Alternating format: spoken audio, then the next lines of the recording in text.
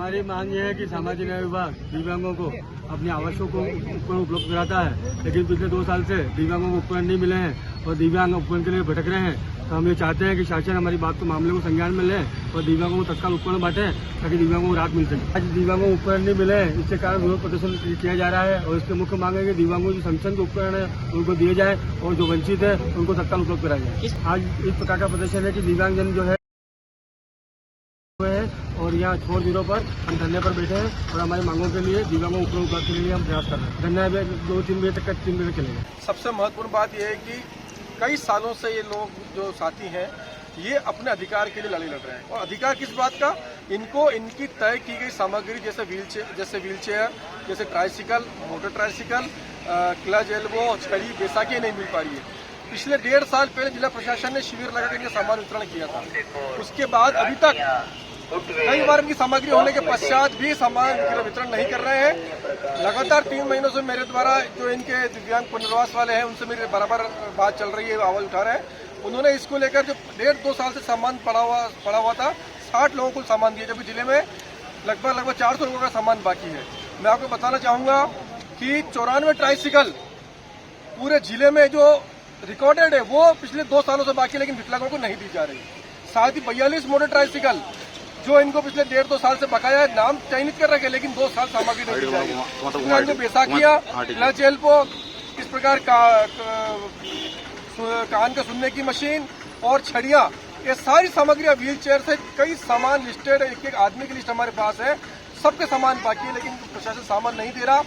बड़ी दुख की बात है कि नीमच शहर जहां पर जो एक समाज सेवियों का शहर है, जिसको यहाँ के जो अधिकारी हैं दिव्यांग पुनर्वास केंद्र के और जो इसके करता धरता है वो उन शहर को बदनाम कर रहे हैं। आज इन विकलांगों की पीड़ा देखिए आप, तो आज इनको सामान देना एक पाप है और ये पाप कौन कर रहा है? यहाँ के जनप्रतिनिधि कर रहे हैं, जो करता धरता वो कर रहे हैं। वो किस बात की समीक्षा करते हैं? अगर वो समीक्षा करते हैं तो इनकी पीड़ा कौन सुनेगा? आज ये अपनी आवाज नहीं उठा सकते। इसके अंदर कई लोग ऐसे हैं जो 80% से अधिक दिव्यांग विकलांग हैं, जिनको जो कोई लोग बोल नहीं सकता, कोई सुन नहीं सकता, कोई चल नहीं सकता, फिर भी ये लोग अपने खर्चे से यहाँ चलकर आए हैं। बड़े दुख की बात है कि नीमच शहर में इस परिस्थिति का सामना करना पड़ रहा है, जो दानदाता और भामाशाहों का शहर है। लेकिन ये जो संस्था करता धरता और जो यहाँ के नेता लोग हैं जो समीक्षा बैठक करते हैं, जो देखते हैं कि इनके साथ ये सामान वितरण हुआ नहीं हुआ, बड़ा दुख है कि ऐसे लोगों के साथ भी न्याय नहीं हो पा रहा। अगर ऐसे लोगों के साथ न्याय नहीं हुआ तो आप अंदाजा लगाइए कि यहाँ पर किस प्रकार का, ये तो मतलब उनको खुद को सोचना चाहिए। ये तो पापजनक बात है। अगर इनके लिए भी समय नहीं, और किस बात का समय, कौन से मंत्री का समय, किस बात का समय, कौन से नेता का इंतजार है? अगर सामग्री तो दे इन लोगों को। अभी मुख्यमंत्री जी आए, हमारे द्वारा लगातार आवाज उठाई जा रही है। अभी मुख्यमंत्री जी आए तो 5 ट्राइसिकल इनको एक प्रतीकात्मक रूप दी गई, तो क्यों नहीं इनको भी सामग्री दी जाती? आज 2 साल से इंतजार कर रहे हैं। पिछला शिविर लगा था फरवरी 2022 में सामान वितरण हुआ था, उसके बाद सामान वितरण नहीं हुआ। हमने जैसे अभी आपको बताया कि ट्राइसिकल, मोटर ट्राइसिकल, सारी सामग्री जो इनको देना थी, आज ये 3 चल नहीं सकते। इन पे तो दया आनी चाहिए, इन पे तो उनको आगे रख देना चाहिए। सारे काम छोड़ के पहले देखिए, अगर इनका सामान 15 दिवस में वितरण नहीं हुआ, सारे सामग्री नहीं मिली, तो निश्चित है इनके साथ अनिश्चितकालीन धरना करेंगे और इनकी लड़ाई को हम भोपाल स्तर तक ले जाएंगे। देखिए, ये एलिम्को संस्था का इन्होंने विमान लिख के भेजते हैं। एलिम्को संस्था को मैंने खुद ने उनके डायरेक्टर से बात करी, उनकी जो कर्ताधर्ता से बात करी कि सामग्री आप क्यों नहीं पहुंचा रहे? बोले प्रशासन, हम लोग पहुंचाएंगे, सामग्री आएगी तो दे देंगे। मैंने जब इनसे पूछा, प्रशासन के अधिकारियों से, उनका कहना है कि सरकार पैसा नहीं दे रही, भारत सरकार पैसा नहीं दे रही इन विकलांगों के सामान का, जिससे हम लोग सामान मंगा सकें। ये बड़ी दुर्भाग्यजनक शर्मनाक बात है। हाँ देखिए, ये सभी दिव्यांग विकलांग साथियों ने प्रदर्शन किया है और मांग कर रहे हैं कि हमें हमारी सामग्री प्रदान की जाए। ये कोई भीख नहीं मांग रहे, अपना अधिकार मांग रहे हैं। जो भारत सरकार द्वारा इनको अनुदान दिया जाता है उसकी सामग्री के अनुसार सामान मांग रहे हैं। किसी को साइकिल चाहिए, किसी को मोटरसाइकिल चाहिए, किसी को व्हील चेयर चाहिए, किसी को बैसाखी चाहिए, किसी को कान में सुनने की मशीन चाहिए, किसी को क्लच एल्बो चाहिए। वो सामान ये लोग बेचारे मतलब एक जाचक बन के मांग रहे हैं।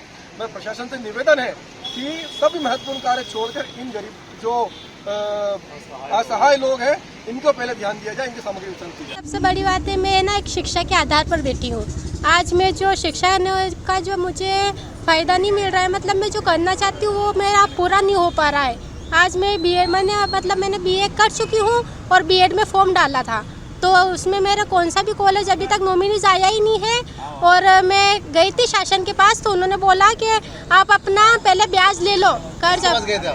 वो विधायक साहब के पास, ये लिप्सी परिहार, तो उनके पास गई तो उन्होंने बोला कि आप पहले अपना है ना ब्याज ले लो, कर्जा ले लो, ब्याज से पैसा उठाओ, उसके बाद हम जब आपका हो जाएगा एडमिशन वगैरह सब हो जाए, उसके बाद हम आपको शासन से कुछ दिला देंगे, आश्वासन दिया है लेकिन अभी तो कुछ दिया नहीं है।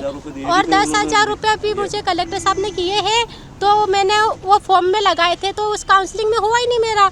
तो फिर उन्होंने बोला कि आप पढ़ाई जारी रखो। तो मैं एक देश की बेटी हूँ, मैं एक शिक्षा के आधार पर अपना भविष्य बनाना चाहती हूँ। मैं चाहती हूँ कि मैं अपने दिव्यांग भाई बहनों की सबकी मदद करूँ। तो अगर आज मेरे पास कुछ सपोर्ट होगा तो मैं अपने दिव्यांग भाई बहनों की मदद कर सकती हूँ। मैं पढ़ूंगी लिखूंगी कुछ बनूंगी ना, तो मैं अपने दिव्यांग भाई बहनों का सपोर्ट बनना चाहती हूँ।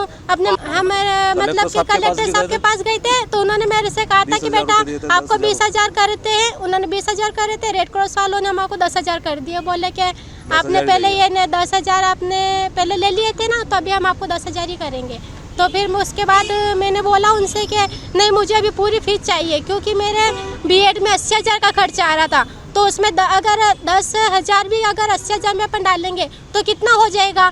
उससे तो अगर इतना सा भी अगर मटका भर के पानी चाहिए तो उसमें अपन एक बूंद डालेंगे तो ऐसा काम थोड़ी ना चलेगा, पूरा थोड़ा आधा तो भरना चाहिए। तो मैं इस वजह से वहाँ पे राज्य शासन, आज मैं वंचित रह चुकी, मेरा बीएड में नंबर भी नहीं आया। अब मैं एमए कर रही हूँ, तो मैं बस शासन से यही कहना चाहती हूँ कि वो मेरे शिक्षा के आधार पर मेरे मतलब मदद करे। मुझे एक बोलते कि बेटी पढ़ाओ, बेटी पढ़ाओ, देश को बचाओ।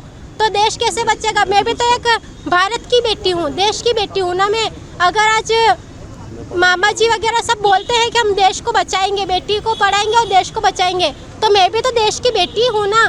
एक गरीब घर से वार्तालाप है मेरा, मेरे माँ बाप मजदूरी करते हैं, बेचारे गरीब है ये। और हमारे को, मुझे तो 9 साल हो गए ऐसे गड्ढे में गिरने के बाद। तो मैंने प्राइवेट करी, जो भी पढ़ाई करी प्राइवेट करी, और 10वीं से लेकर अभी तक मैंने प्राइवेट करी है। और मुझे ना कभी स्कॉलरशिप का फ़ायदा भी नहीं मिला, कुछ भी नहीं हुआ।